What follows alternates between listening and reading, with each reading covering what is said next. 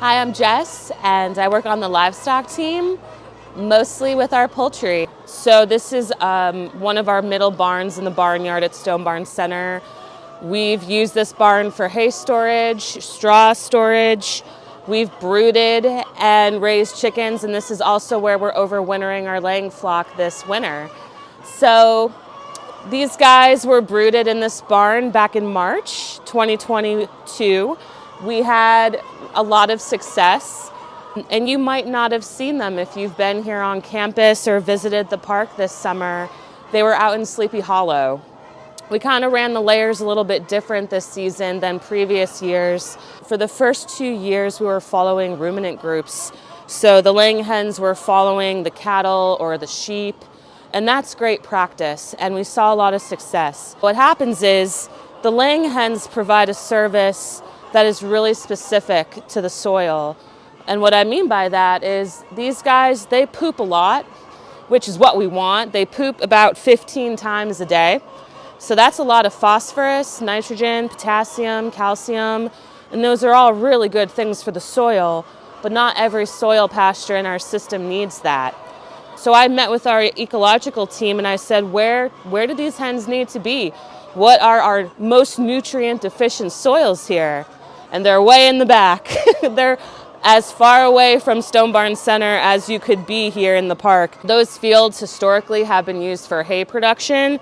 So a lot of outputs, a lot of harvesting. Those soils are deficient in everything from NPK. They are deficient in soil infiltration, water infiltration. They're very compacted.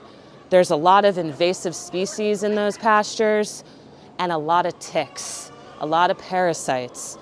Perfect for poultry. So that's where we were all season. We were in the back.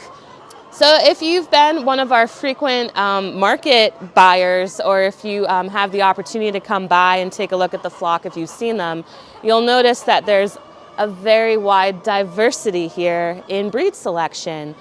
We decided this year that we really wanted to figure out which variety does best in our system.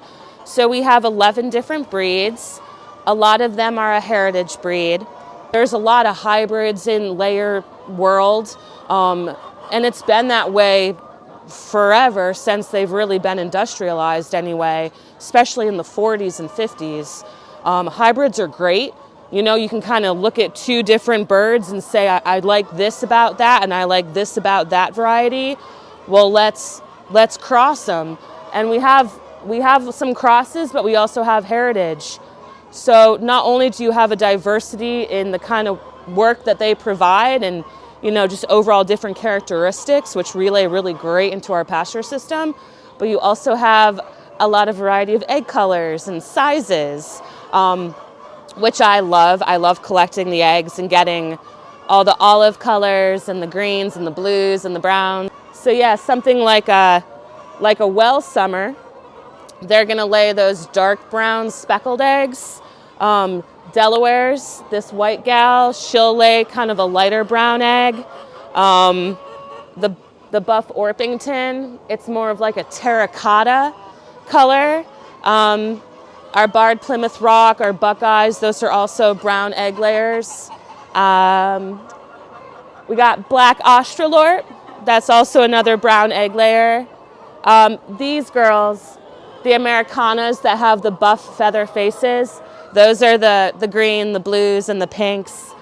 And I don't see any close by, but we have some really big white, gray, kind of blue tinted ladies. Those are our Easter eggers. They also lay the really fun pink and blue and green colored eggs as well.